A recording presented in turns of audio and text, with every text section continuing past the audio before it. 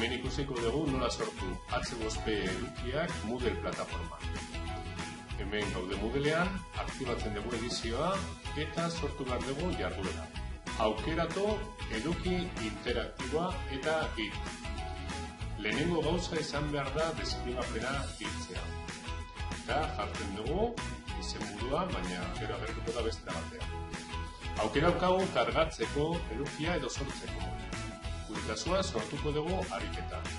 Aukera ezberdina daude eta gu bilatuko dugu gauza bat hemen ikusteko. Hutsune aukera. Izenburua da agertuko dena Moodle plataforman eta hemen txertatuko dugu edukia. Testu honetan, argibidean agertzen den bezala, jarri behar ditugu asterizkoak ezabatzeko hitzak. Ze gertatzen da adibidez hitz bat edo termino bat modu desberdinetan agertzen bada? Orain ikusiko dugu. Kentzen ditugu asterizko guztiak, hemen dauden bezala, apur luzea izan daiteke ere segun eta zenbat hitz kendu nahi ditugun, eta kasu honetan agertzen dira 3 termino. Sinonimoa direnez, jartzen dugu asterizkoa gehi barra ezberdintzeko. Horrela, 3 aukera izango ditugu.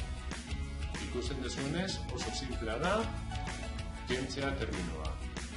Orduan, orain ikusten ditugu beste ezarpen batzuk, nahi behar dugu aldatzen dugu kalifikazioa edo beste gauza batzuk, eta gordetzen dugu. Horrela dago. Horrela bertzen zego, eta probatzen dugu terminoak osatzen.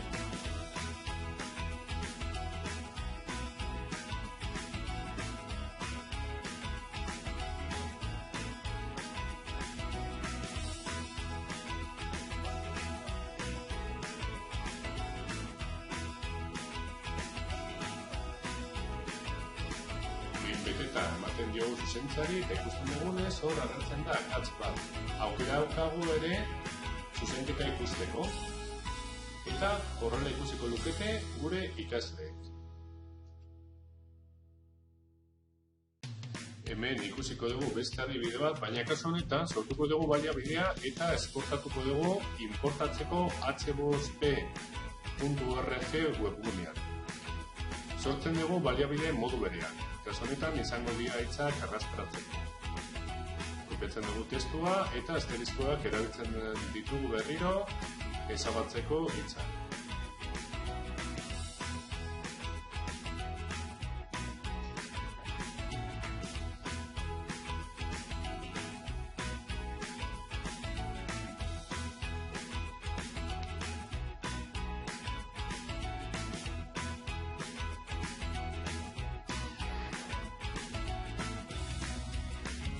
Eta ematen diogu gordetzeari, baina ikusten dugunez falta zaigu izenburua. Hemen berri idatzi behar dugu bestela ezin da gorde. Eta zuzenean joango gara ikustean nola geratu den. Ikusten dituzuenez daude hitzak arrastratzeko zuzenean. Eta behin osatuta hutsunea emango diogu zuzentzeari, egiaztatzeari, eta emango diogu zuzenketa. Behin, hau izan da, ematen badiogu besteari, dokumentua deskargatuko dugu gure ordenagailuan. Eta hori posible da h5p.org orrialdean gordetzea. Nola? Sortu behar dugu eduki berria, ingeles agertzen da, aukeratzen dugu kasu honetan upload, eta gure ordenagailutik kargatzen dugu edukia.